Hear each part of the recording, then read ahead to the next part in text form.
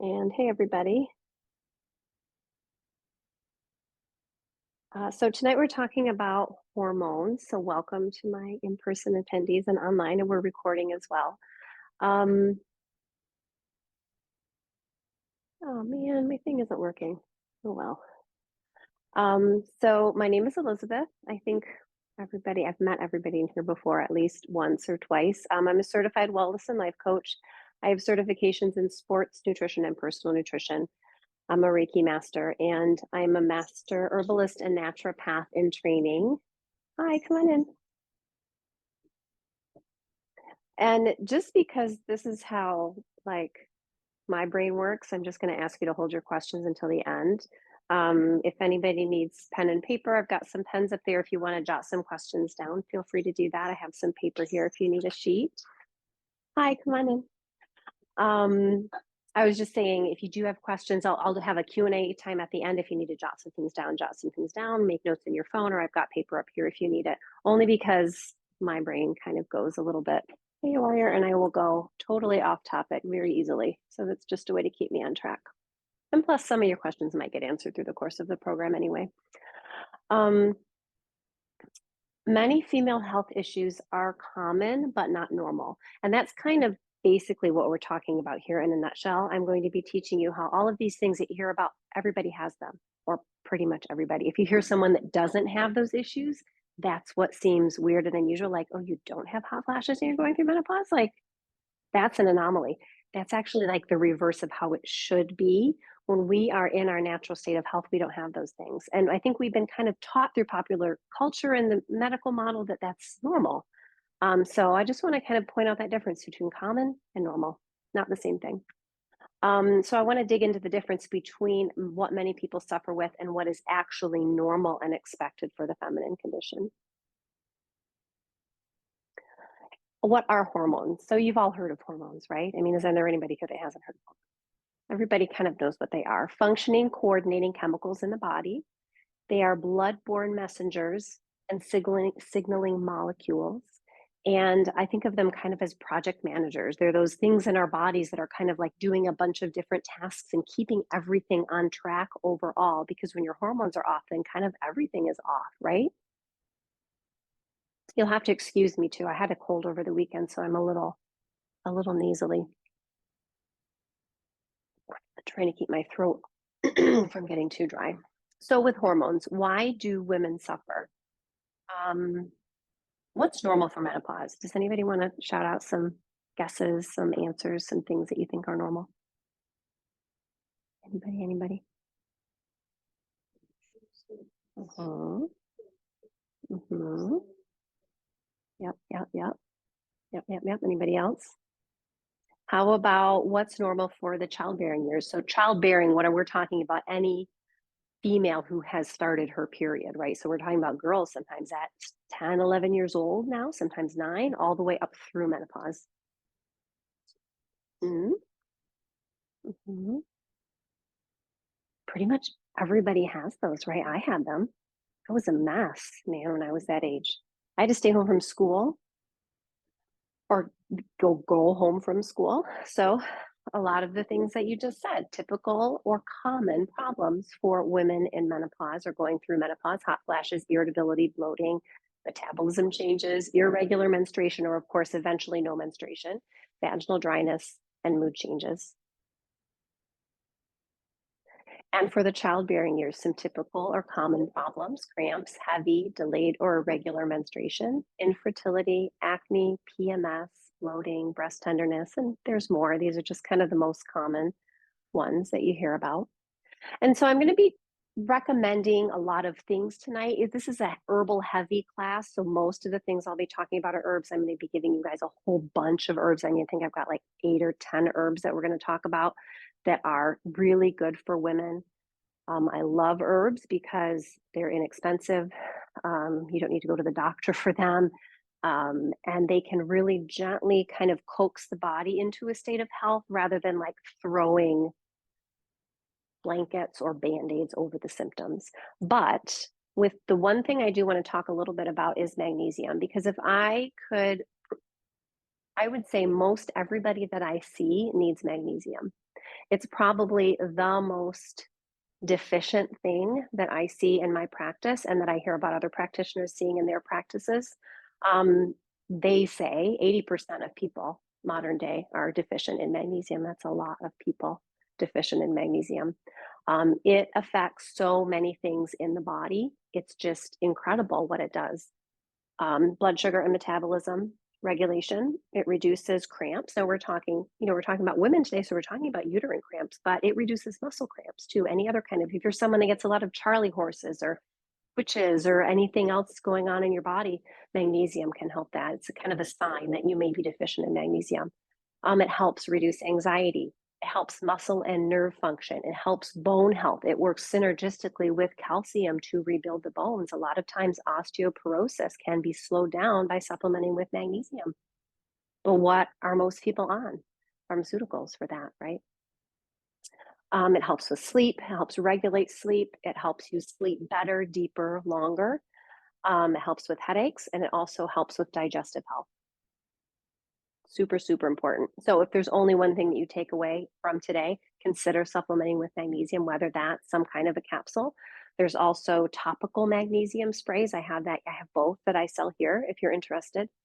Topical magnesium can be easier for some people to use just because it's different, right? You might forget to take your supplements, but if your magnesium is just sitting by your bedside or you put it on after your shower, you spray it on.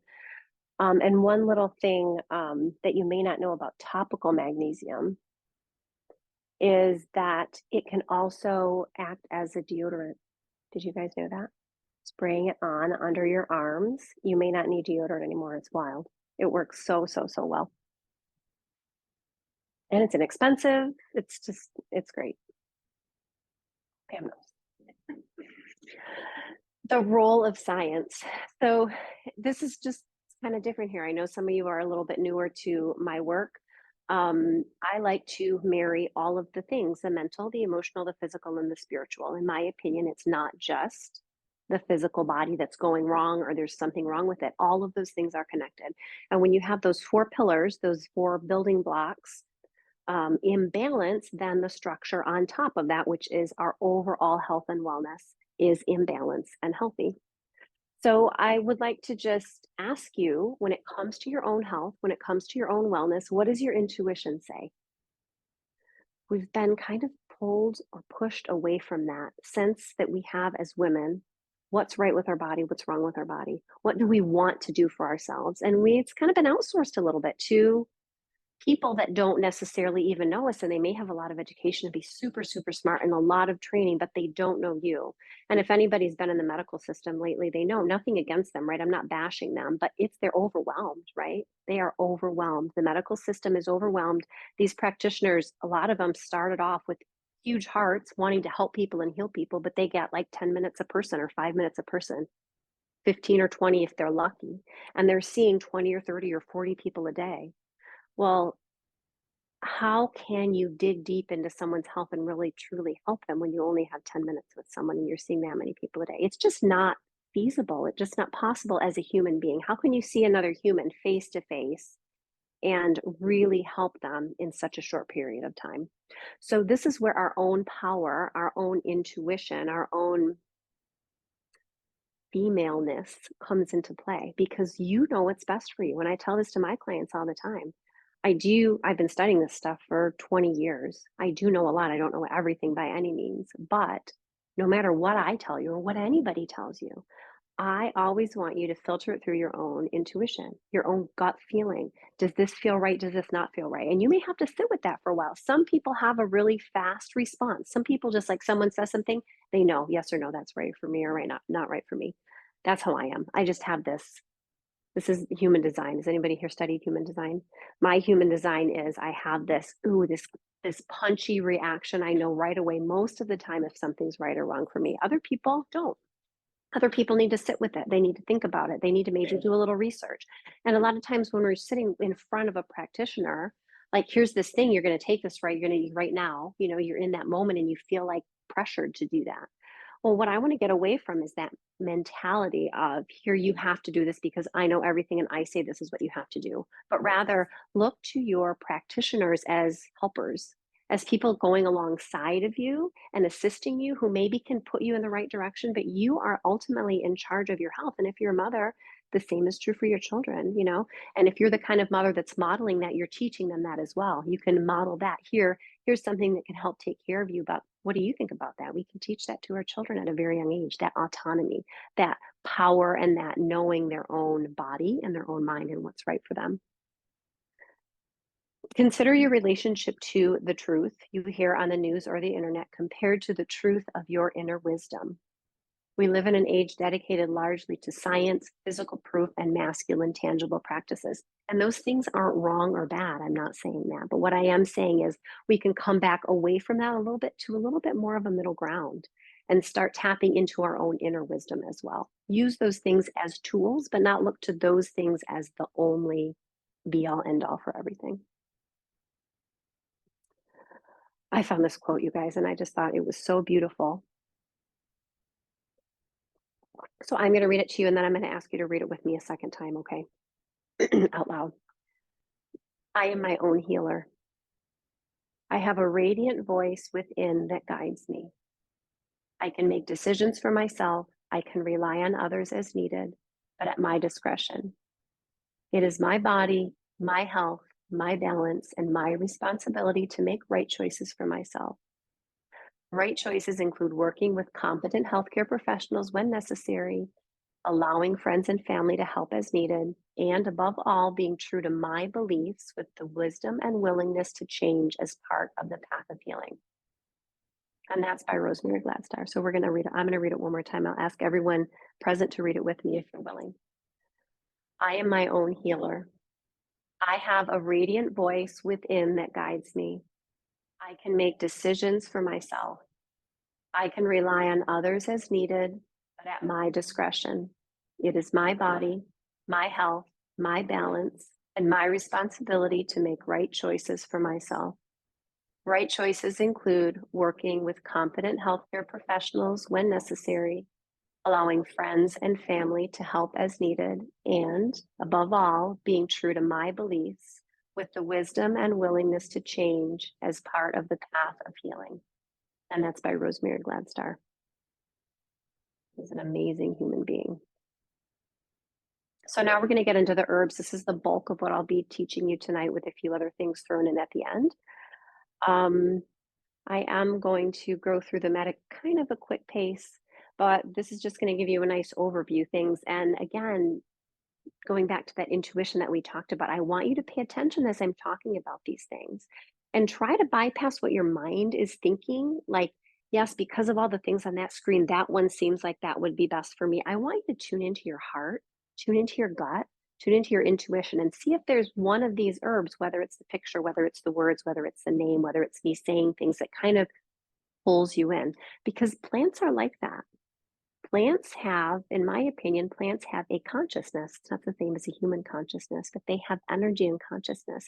And sometimes you'll find if you are quiet and still and open enough that those plants will call to you, will have a message for you. And that might not be in alignment with the initial sort of scientific information because there's a lot of science on herbs, right? It can be herbalism is very medical in a way, it can be, but it also, in my opinion, is spiritual.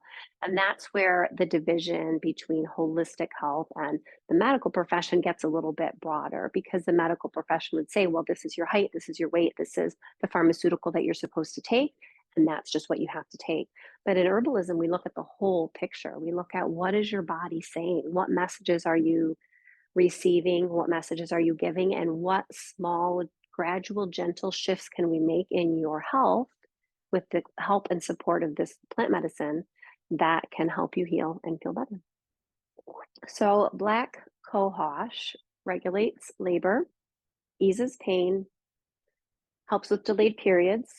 It relieves menopausal conditions such as hot flashes, low estrogen, depression. It relaxes the central nervous system. It can even help with ringing in the ears, which is a kind of lesser known perimenopausal symptom. A lot of people don't know about that. It can increase circulation in the body, lower blood pressure, adaptogenically. It's not like some herbs that will just drop the blood pressure. This is very low and gentle, and it helps regulate the blood pressure more than just lowering. And it can even help a prolapsed uterus. Um, I have one friend who was recently given this by her medical doctor. So they're coming around, you guys. We're getting on board with some of the more natural solutions. But I do want to point out too, with this and with all of the herbs that I mentioned, this is not a definitive list by any means. So take what resonates with you. And then, I always encourage people to do their own research. Cramp bark. This helps obviously with cramping. There's a reason they call it cramp bark. Irregular bleeding. Postpartum support, it prevents miscarriages. It's really well known for deficiency conditions, meaning that typical person, that typical woman who seems just deficient, she's maybe anemic or she has low energy or she seems like she can't get enough nutrition from her food. This would be a really good herb for that person. It can also help with leg cramps, especially during pregnancy. So this is a really good pregnancy herb. Dong Kai tones the blood, tones the uterus. It relieves insufficient and irregular menstruation. It is good for PMS. It is good for menopause. It is good for fibroids and is in to reduce the fibroids or eliminate the fibroids. And it may even promote fertility. The jury's out on the fertility, so there's been some studies that have said that it does, but some have been inconclusive. So that's kind of a maybe. But that's the great thing about herbs, right? You're not going to poison yourself if you have some tea or take some supplements, as long as you're doing everything, in moderation and with the help of your practitioner, not taking bottles at a time. Evening primrose. This is an anti-inflammatory herb. Again, great for PMS, great for cystic breasts, menstrual cramps, endometriosis. It may lower blood pressure and cholesterol, help with fatigue, and also skin and nail conditions. This is a very nutrient dense herb. And there's another one that we're talking about in a minute that has similar properties as far as helping even just with the skin and the nails because there's minerals in it. This one would have been so good. Sometimes I read these and I'm like, I wish I had this when I was growing up. Like, it would have helped me so much. I think this one would have been a really good one for me. Ginseng, we don't always think of ginseng as a woman's herb necessarily. It can be seen as kind of more of a masculine herb, but it can help women as well. Especially, I would say, the perimenopausal and menopausal women. This would be a really good one for, in general, increasing energy, helping with a healthy libido, supporting the immune system, helps with overall hormone balance, and it supports the stress response. Nettles, and this is the other builder that I was talking about. I love nettles. Has anybody ever eaten them? No? They grow wild. You can literally just go out into the forest and pick them and eat them. And we'll do questions at the end, okay? Are you saying you've eaten nettles? Yeah? No. Um, Yes, yeah. No, there's a certain way you have to process them, use gloves or pick them really carefully. But once you've cooked them or dried them, which is the two, you either would make a tea out of it, which takes the stingers away, or you would dry it in a dehydrator, and that deactivates the stingers. So they're only stingy when they're fresh. But you can easily, just a quick blanch. So when I harvested some from the woods this spring, and I got stung once, and I did it bare fingered. I was really brave, but there's a certain way you can go in and kind of pick them at a certain point and kind of pinch up, and it's not that bad. Anyways, I did a quick blanch and a little saute, and I couldn't believe how delicious they were. Like, I mean, I like my green vegetables as much as the next person, but like, it was so much tastier than spinach or kale or anything like that. It just had, to me, it was magical. Maybe it's just because I picked them in the forest, but it was really, they were really, even my husband, I was like, taste this. And he's like, the things that I sometimes show him are, can be disturbing probably for some people. So he never knows what he's going to get, but even he really liked them. So nettles are, again, a blood builder, and this is true for the tea as well. It can diminish excessive bleeding and hemorrhaging. It is a mineral tonic for bones and skin and hair. It can increase mother's milk production, relieve pain and inflammation, improve circulation, and reduces high blood pressure. A nettle is really easy to take as a tea. I don't personally love the flavor of the tea, but pretty much you throw something else in there, put a little honey in it to make anything taste better. This is just a personal preference for me, but it's a really good, I mean, you can drink that every day. And it's like getting all those minerals and vitamins just in your daily cup of herbal tea. I also really love red clover. You know, some herbalists say that when you see a lot of something in your area, that's nature's way of saying, here, you might need this, or there's a lot of people in your area that might need this. You know, we've got energy fields and we have energy communication happening all the time between us and our environment. Like when you're sitting in a chair with your back to the door and you just get that feeling someone's looking at you, someone just walked in, and you're like, ugh, you look, and sure enough, there's someone there. You didn't hear them, you didn't see them, but you just knew. So that's non-typical communication, right? That's not our main senses, our ears. You didn't smell them, you didn't taste them, you just knew that they were there. So that's going on in our environment between us and what we're surrounded by all the time. So if you could extend that idea out a little bit, that there's more than we can experience with our senses. That what if when a whole bunch of people are in a certain area, let's say a meadow where just wild things are growing, and the energy in that space is picking up on these people are deficient in XYZ. And so nature starts giving you the medicine that you need just growing in that area. It's a little bit of an out there concept, but just, you know, try to open your mind and think about the possibility and what that actually means. One herbalist that I follow, she told this story about working in it was a museum, but it used to be a mental institution and they had turned it into a museum, and she had a job there. And there was one year a bunch of people were coming down with this like an illness kind of, so this wasn't even COVID. This was just like, you know, a bunch of people got sick, and the pine trees in the yard started dropping their branches, healthy green branches. These weren't dead branches. And she said she believed that this is because the people needed the vitamin C from those pine needles. They needed to make tea from those pine needles. But we don't even think that way anymore. And I just think this is a really beautiful way of starting to open up our connection with nature and with herbs, because these things grow everywhere. I mean, unless you live literally in the middle of the city and you're surrounded by concrete, there's a ditch, there's a meadow on the side of the road, there's something, you know. My husband is at the airport a lot. He flies airplanes, the airport here in Grosse Ile, and before they started doing the taxiway repaving project that they're doing right now, there was this huge meadow right by his hangar full of red clover. And I walked out there and I was just like, this is beautiful. This is amazing. This is before I knew they were doing this project and they were going to totally bulldoze over that entire meadow. But it got me thinking about what I was learning at that time in one of my classes about herbs and that synergistic relationship that we have with the earth and that we have with plants. So it made me really sad when I went back. They left about a foot of the of the dirt between this concrete and, you know, whatever they were bulldozing up over here. So it was kind of sad. I was actually planning on harvesting some and drying them, but by the time I went back, they were all gone. So red clover is known as a phytoestrogen, meaning it is a plant-based estrogen mimicker. It's not exactly the same as our endogenous estrogens, but it's similar. It can help with menopausal symptoms, hot flashes. It is a blood cleanser. It helps with waste removal, and it may even help treat cancer. There's some studies that are showing that it helps cancer. It is in Essiac tea. Has anybody ever heard of Essiac tea before? Yeah, it's an anti-cancer, really potent herbal blend of tea, and red clover is a big part of that. It's also so beautiful, right? I mean, they're all beautiful, but the color of that is just incredible. Raspberry leaf. This is one of my favorites because it's so versatile. Raspberry leaf is inexpensive.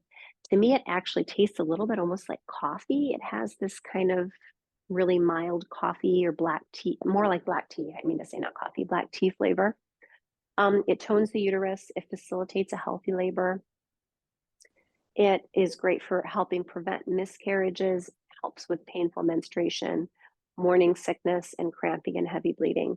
This was actually, I have a soft spot in my heart for this because this is one of the first herbs that I ever used when I was first learning about herbal medicine. And I couldn't believe how much it really, really helped me. My period would be coming, I would be feeling crampy, I would be feeling yucky or whatever, and just drinking some raspberry leaf tea, a few cups of it, and I could feel the relief immediately. So if you have trouble menstruating, or you have a child who has trouble with that, or a niece, or anybody, This is my go-to. Even it's just a really mild flavor. It's very easy to drink and easy to make. You don't have to know or do anything special with it. So we're going to talk a little bit about homeopathy next.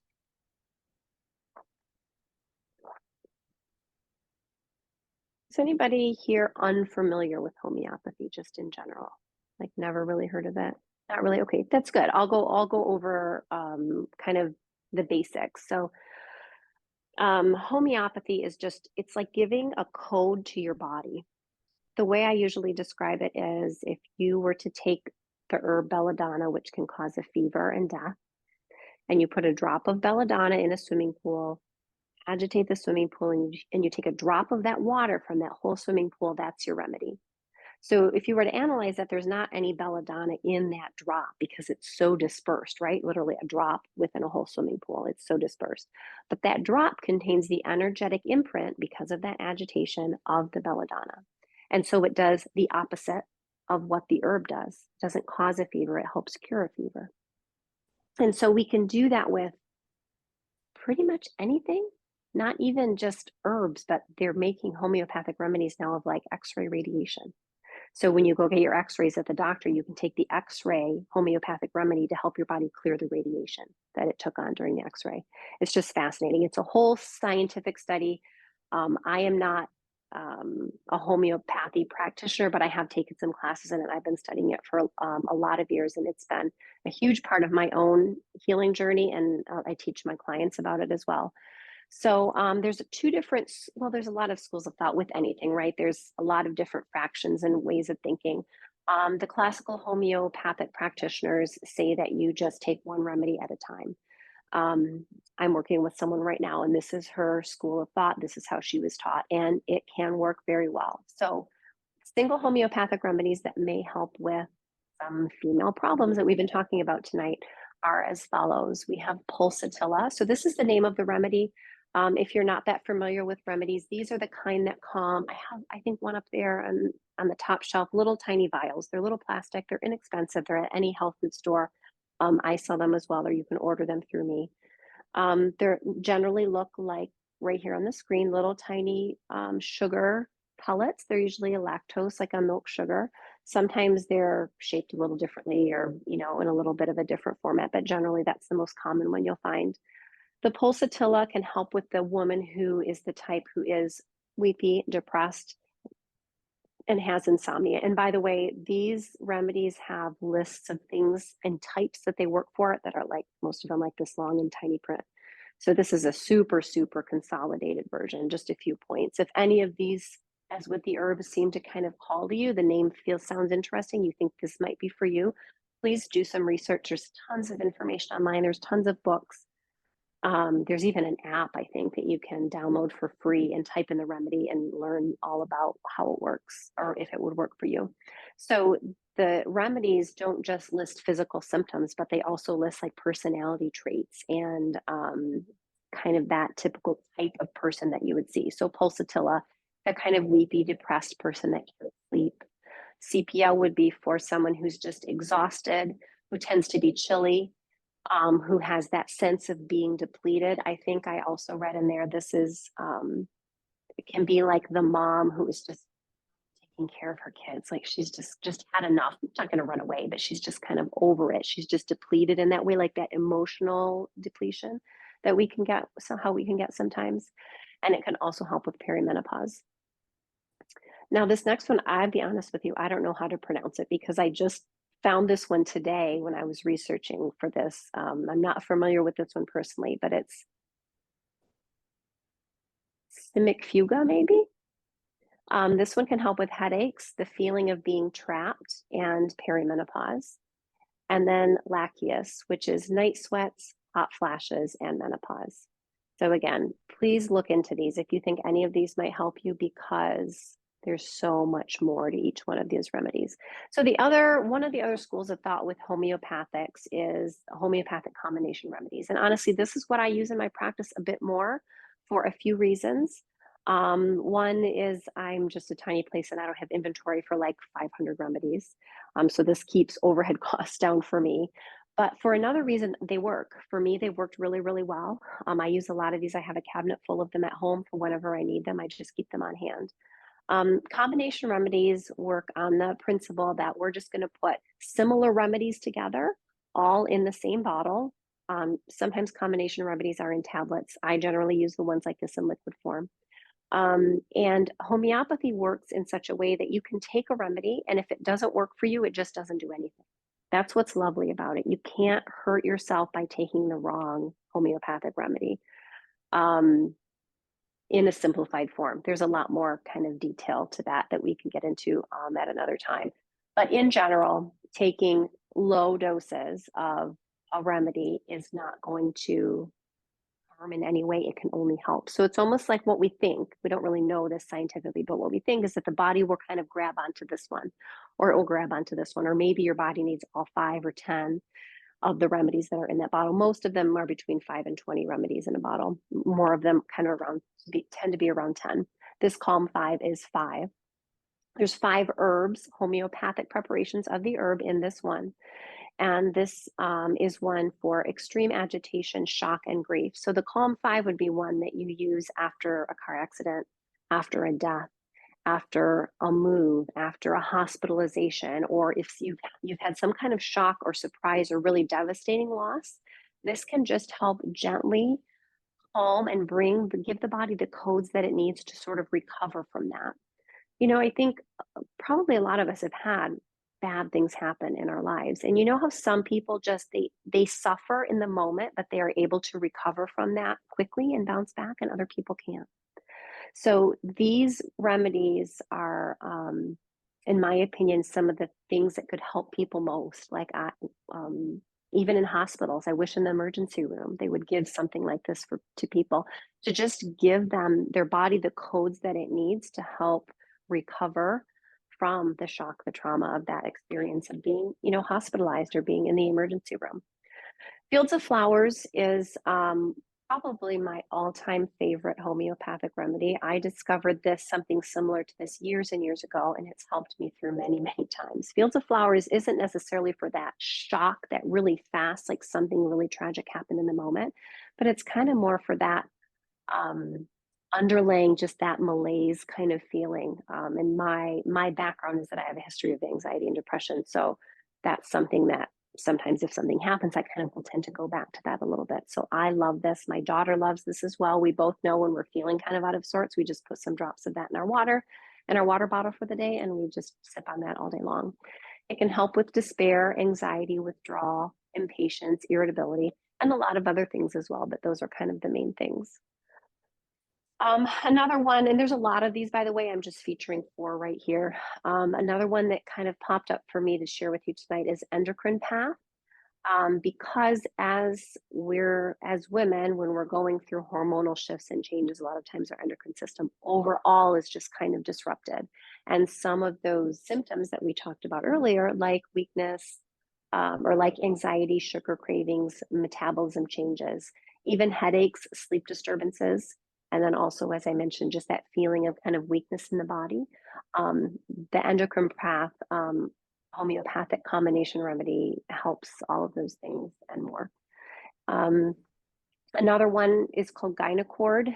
It's for painful menstruation, irritability, back pain, and skin eruptions. So if I had to kind of give you more of the picture of the person, I would say endocrine path would be more for that perimenopausal woman, and the Gynocord would be for that younger woman who's having those typical younger woman period cramps and MS and things like that.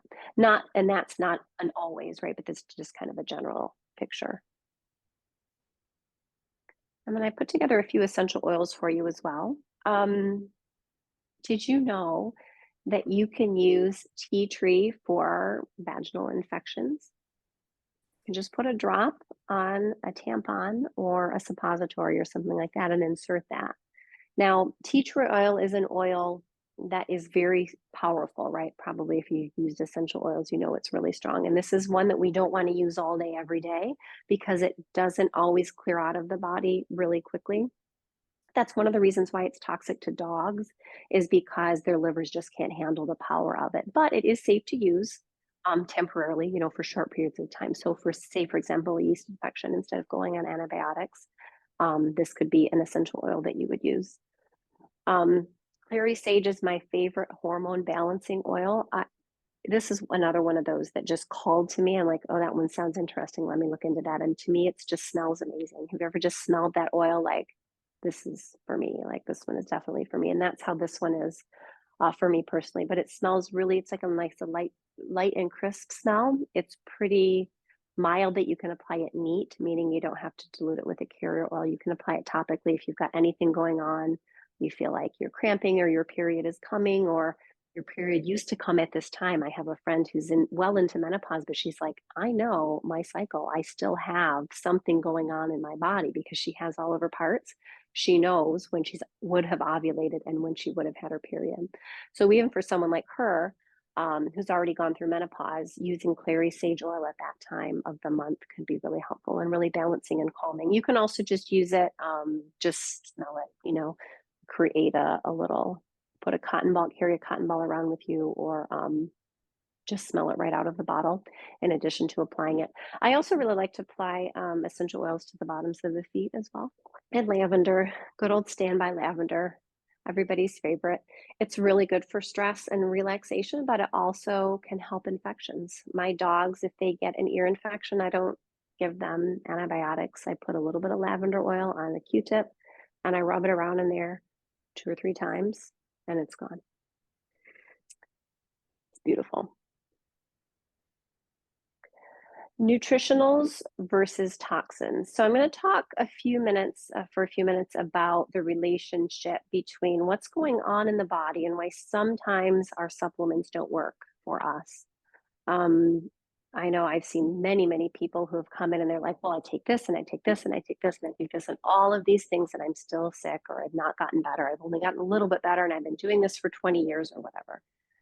And there's a few reasons why I believe that that can be true.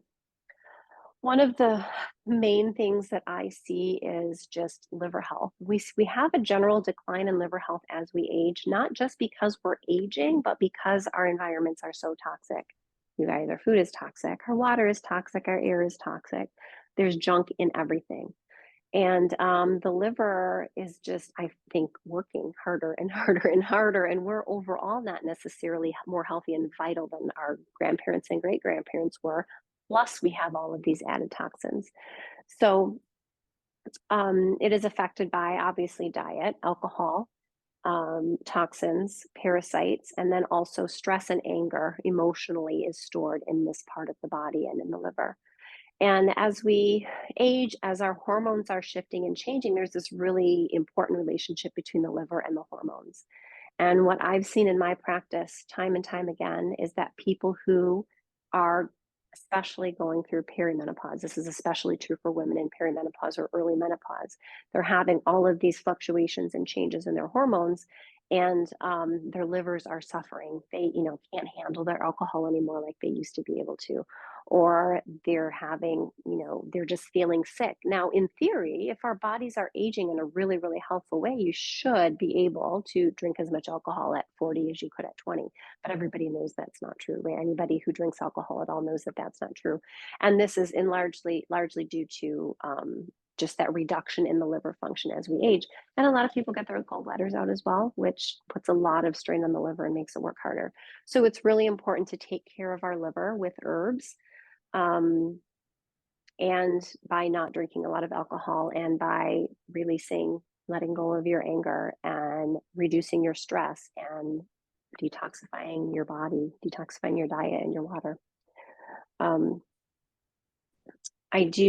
There's a liver detoxifying protocol that I've used successfully with a lot of women that has helped them immensely through that time in their life where things are kind of changing around a lot.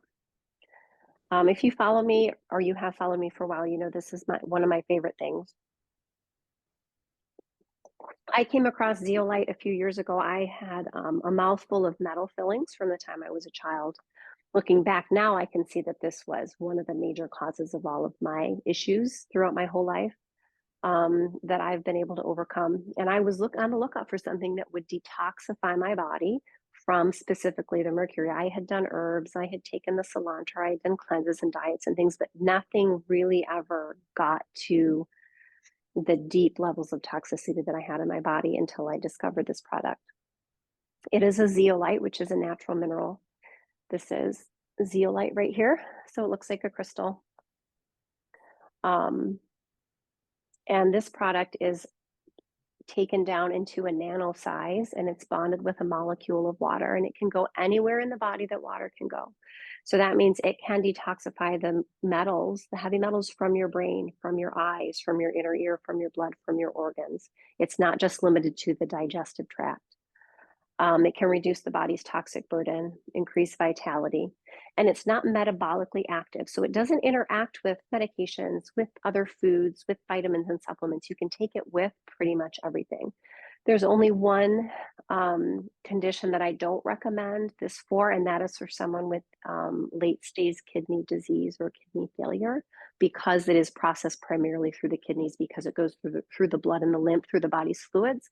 So someone who has severely damaged kidneys, I would say don't take that. But that's pretty much the only people. It's even safe for pregnant mothers, nursing mothers, breastfeeding mothers, and you can't say that about very many things, especially things that will detoxify you. You probably know that we don't usually recommend nursing or pregnant mothers do any kind of detoxing, because what, it's going to be pulled out and go into the baby.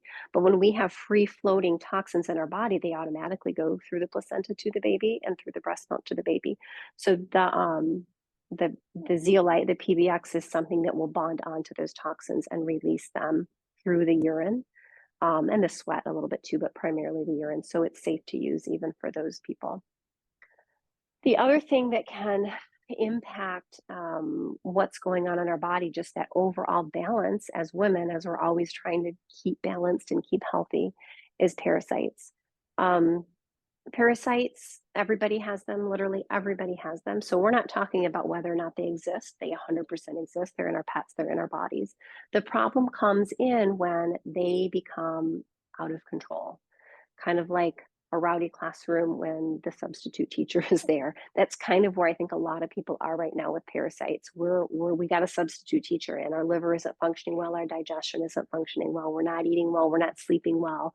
We've got toxins coming in all directions into our bodies, and parasites will thrive in that environment. And some people even think that parasites have co-evolved with us in a way to actually help us, because they will hold on to the toxins in their bodies and keep them sequestered from our bodies, in a sense, right? Like a little encapsulation, like a tumor. Parasites are found in tumors, by the way. So parasites thrive in toxic environments. They can become overgrown. Even a really healthy person still has some parasites. So the goal isn't to like eradicate every single parasite from your body. That's virtually impossible. But what we want to do is raise the overall health and vitality of the individual, and then kind of go after and get rid of some of those parasites, so that they're not causing undue stress and damage once the organism is getting back into a healthier state. They may be affected by EMF. And as you all know, I mean, we're sitting in it right now, right? I've got my Wi-Fi on because I'm, doing all of this and streaming and everything. It's in our homes, it's in our schools, it's in our cars now. I mean, you go into some cities and it's like city Wi-Fi. Even being outside, you're not free from it. And so some studies have shown that parasites are actually made stronger by these electromagnetic fields. They can migrate throughout the body. So a big misunderstanding with parasites is that, oh, they're just in my gut. They're in my stomach or my colon or in my large intestine or small intestine. But they have life cycles, and they can travel through the blood. They can travel through the wall of the gut and go into organs. They can go into the lymph. They can go into the blood. The eggs can migrate around the whole body. They can end up in the brain. So it is really important to do systemic parasite detoxes at least a couple of times a year, in my opinion, for pretty much everybody. Some people who have been really, really, really sick have had complete healing by doing parasite cleanses. And this relates back to hormones because, right, we're all looking at getting balanced. We're all looking at getting everything in the right ratios in our body, our chemicals, our hormones, and all of those things. And if you have something that's eating your nutrition or holding on to a bunch of toxins in your body that's not helping you get to that state of balance that we're looking to achieve. They are incredibly common, and if you have pets in the home or have ever had pets in the home, you have an increased risk of that. So, I wanted to talk about visualization for a minute. We're just kind of switching gears here away from the physical and kind of more into the emotional, spiritual, this internal realm that we are, as women in general, really, really good at accessing, maybe a little bit better than men. Nothing against them. We love our men. But I actually posted, I'm on TikTok now, just fairly recently, which is, it's a whole thing. Don't even get me started, but I'm trying to push my boundaries and my limits and do things that are uncomfortable. But I saw this TikTok where this woman told a story of how she was having a problem with her tooth. And her grandmother said to her, she's like, well, I do this thing where, I had this knee pain and I just visualized every day little soldiers marching through my body to my knee to fix it and repair it and make it better. And the doctors had told me that I had to have a knee replacement, but I never had to because my little soldiers fixed it. So this young woman was telling the story and she said, well, I have a tooth problem. So I sat down to visualize what I could do to heal my tooth. And she said she saw little pink tadpole like creatures coming in, swimming around and going in and healing her tooth. And the pain went away within a few days, and she's never had issues from it again. She even went to a new dentist and they looked at her tooth, looked at the x-rays and said, wow, that filling is really close to the nerve. That's probably bothering you. And she said, actually, no, it doesn't bother me at all. And she said, I almost told the dentist about it, but then I decided not to. So I loved her story so much because I've done this hundreds of times in my own body. And I love this. It's such a simple thing. It's such a simple thing that we can do for ourselves that instead of rushing to the doctor for every little thing, like give it a try. Like we know about the placebo effect, right?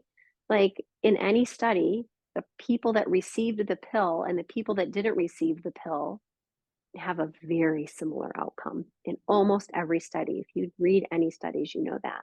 So what does that tell you?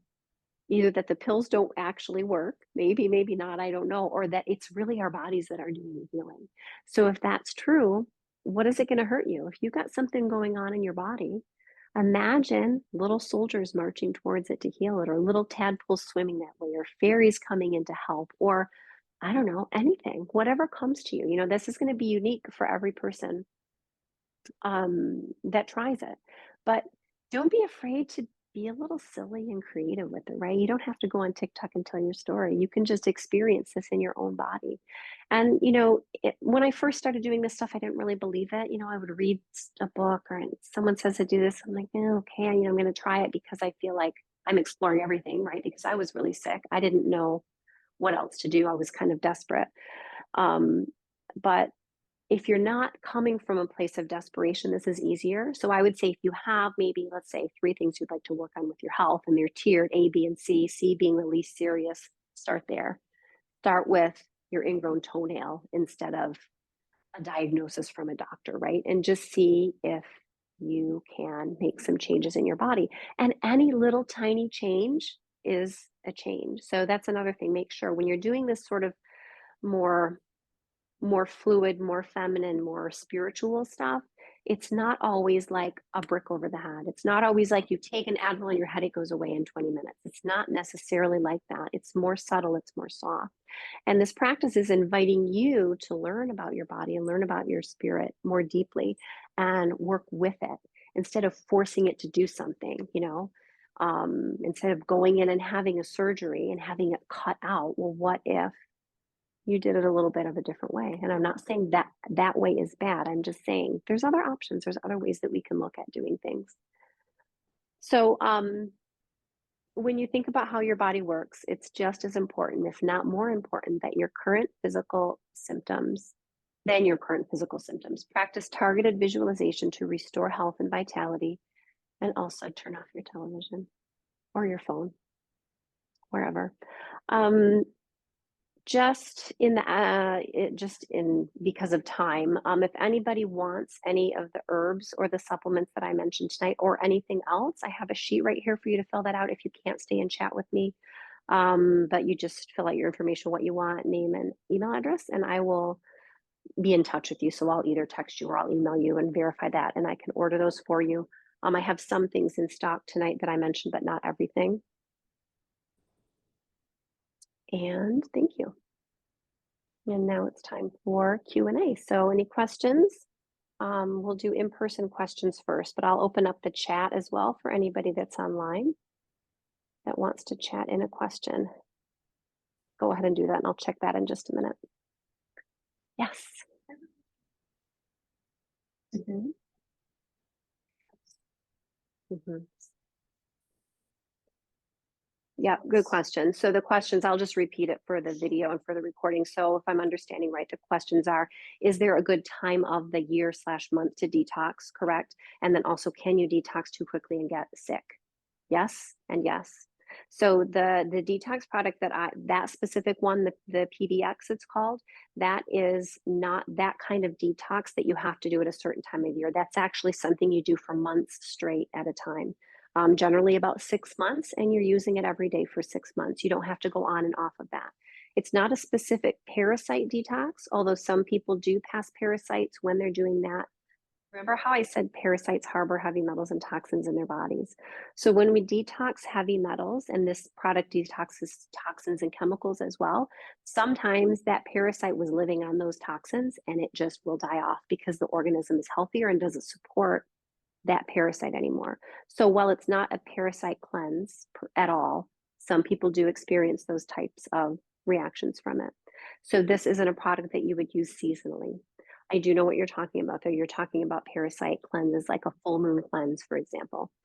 I think that's probably what bits and pieces of what you've heard. So parasites have a life cycle, and so they are more active at the full moon and the new moon. So we think it's due to the flow of water, like the moon moves the tide in the oceans.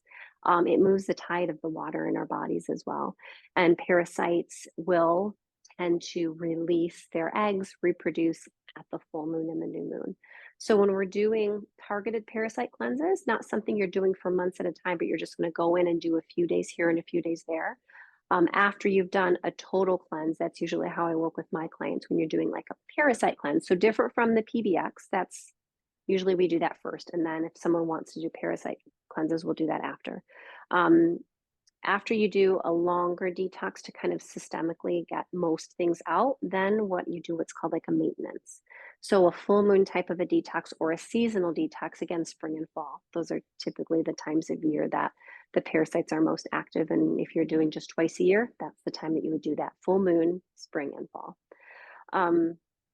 So for those detoxes, you just have to do sort of a few days for the full moon and a few days after. So that's that targeted. Um, it's to me that's more of a maintenance thing. That's not, you wouldn't necessarily just start with that, although any detoxing is better than no detoxing. So to address your other question about someone new that made herself that was sick, 100%. I've seen a lot of clients who have come to me after working with other practitioners that just didn't know. Everybody's just doing their best, right? We don't always know as much as we should or we could. So what happens in the body when you get sick from a detox? That's because the drainage pathways are not open. So this isn't necessarily like a parasite detox class, but I'll just do a little, kind of give you a little overview of that. So your major detox pathways are the digestive tract. You're either urinating it out or you're having bowel movements, you're getting it out, the sweat, and the lymphatic system. That's how we move things through our body and get them out. Now, because of our toxic load today, because our bodies are so toxic, our livers aren't functioning properly. So if your liver isn't functioning, your digestive tract is not functioning well overall either. And if you go in with, say, herbs, strong herbs, because some of these anti-parasitic herbs are, they're no joke. Herbs aren't a joke in general, but the things we talked about here tonight are very gentle, but there's some really strong things that you can go in that will kill stuff off for sure. Those can and will kill the things off. But if your detox pathways aren't open, if you're not peeing, if you're not pooping, if you're not sweating, if you're not moving your body, if you're not eating healthy, if you don't have all of the things moving as they should in your body, then essentially the parasite gets killed. That parasite's body, what happens when something is dead, just like if you eat meat, right? Like it's dead in your body, it's moving through, but your body's digesting it. So your body basically digests the parasites. I know this sounds really gross, but this is what happens if they're dead. Now, let's say you're constipated and you've got parasites that you just killed off with some really strong herbs and they're in your gut. Now, what's happening to those parasites? Your body is digesting them, which means it's processing everything that was in them. And some of those might have been there a long time. And some of those might have a lot of really nasty stuff in them. And so now your liver is regurgitating those toxins that it couldn't take care of in the first place, which is why it went into the parasite back whenever you got that parasite. And now you're sick because you are just full of toxic material that your body couldn't handle. So when I do parasite cleanses with my clients, we always do a couple things. Number one, we do heavy metal detox first. If you ever do any parasite cleanse, I don't care if it's with me or with someone else or whatever, you do that, always do a heavy metal detox first for at least 2 months minimum. I usually try to have people do 3 months. And if you're not in a super big hurry, 6 months. But you want to get the heavy metal burden down because that will very gently kind of start to get rid of some of those parasites already for most people. The other thing that we do is open up the drainage pathways. So that just a fancy word to say we're making sure that you're sweating and peeing and pooping and that you're moving your body so your lymphatic system is active. So if you do those things first, and you need to see the signs of that, like you don't just take, and we do that mostly with supplements, and I teach other practices and things like that, like dry brushing and rebounding and things that get everything going. But we need to do those practices, but also see the results of them. We don't just take herbs for a month and say, okay, they're open, and we're going to do the parasite detox now necessarily. Now there's some protocol, one company that I work with that has protocols, and they are so tested. It's like, it's very scientific-y. You can take these products, these protocols, and it does all of the steps for you. You don't have to think about it. Or what we do, what I do with some of my clients who don't want to do that protocol is we go in and we check in every month. So, okay, well, how is your digestion? How is this going on? What are you seeing? What are you noticing? And we work through to make sure that all of those things are open so that you don't have this, you don't get sick. You know what happens with some other people? They will have parasites crawling out of their eyes or their nose or their ears or their skin. Now, it's good to have it out, but also that's disgusting and traumatizing, and nobody wants that. Nobody wants to pull. I've seen the videos. I know Pam's seen the videos. So you just pull it out of your eye.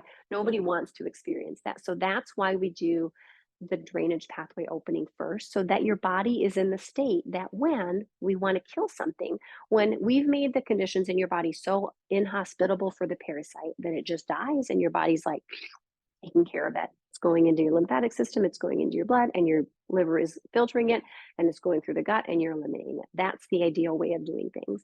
When things are so backed up in our bodies, and we just go willy-nilly killing things, then that's what tends to happen. Did that answer your question?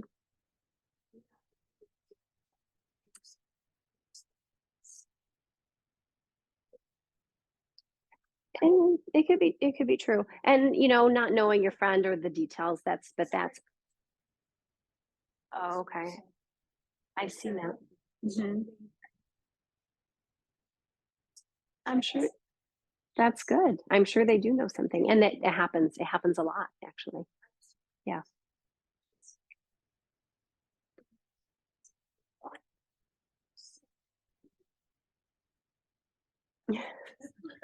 And it depends. If you do things the right way, it can be very mild. But some people, it just depends on your constitution. Are you someone that wants to like power through and really get it done and have massive healing really fast? Or are you someone that wants to kind of take it slow? I work with the whole variety of people from one end of that spectrum to the other. If you're someone that doesn't want to feel bad and just wants to go really slow, there are ways that you can do that. It may not be with that one product you had in your hand that day, but there are gentle gradual ways that you can go about doing that. And especially if you're generally healthy, if you don't have a lot of health concerns, it's even easier to do.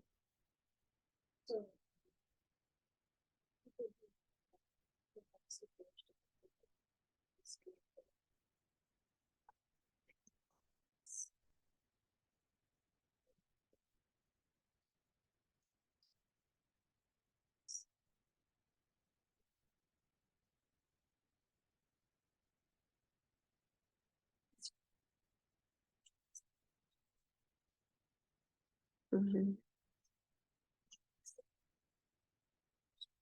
Yeah, so the question is for people that have, operations of some sort and then have blood disease or sepsis later. Yeah, absolutely. There's herbs that can clear that stuff up. Not knowing it would be kind of an individual thing. I wouldn't just say, "Oh, it's always this herb or it's always this product," but there would be things that there's probably signs of that before they went to the hospital, right? And so, in general, when we can catch these things earlier, we just support the body to do the healing properly on its own. So it takes care of that stuff for us. That's really what we want. So, but yeah, there are herbs and things that you can take to help that. Even zeolite, even that spray that you talked about would be a good thing. Not necessarily for something that acute, like it's going to help right then, but it's not going to hurt. If there's a toxicity problem in the body, a reaction to the metal, which is very common, then getting the metal that's floating around in the body out of the body is a high priority. Both. Yes, and so the question was about joints, arthritis, pain, and stuff like that. So arthritis is inflammation. There are lots of herbs that help with arthritis. So we didn't talk about that tonight just because it was more about hormones, but absolutely. And heavy metals are known to store in the joints as well. I had one client who came in thinking that she had to have a knee replacement because she was in so much pain and she had so much arthritis in her knee. And through a combination of emotional release and detoxing and changing her diet, she doesn't need that anymore. She canceled her surgery last year. So, absolutely. Holistic health, holistic natural practices can help with.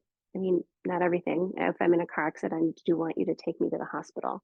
But if there's anything else chronic going on, I would want you to take me to a naturopath or an herbalist or a homeopathic practitioner or something like that. That's just, that's kind of my view of things. Does that help? Okay, you're welcome. Yes. Any other questions? Anybody? You asked the questions everybody else had, so we had no more. Let me just check and see. Let's see online. And I don't see any questions in the group chat either. So, final call for questions? No? All right, awesome. Thanks for coming, everybody. I appreciate you.